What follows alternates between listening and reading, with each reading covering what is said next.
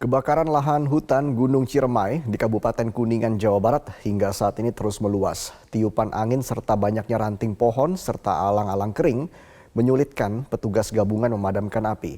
Petugas gabungan dari BPBD, TNGC, TNI, Polri, dan relawan masyarakat pencinta api terus berjibaku memadamkan api di lahan hutan Gunung Ciremai di Desa Pasawahan, Kuningan.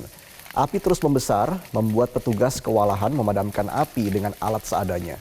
Sebelumnya kebakaran lahan Gunung Ciremai terjadi pada Minggu siang dan bisa dipadamkan oleh petugas pada Minggu malam. Namun pada Senin siang, api kembali menyala dan terus meluas.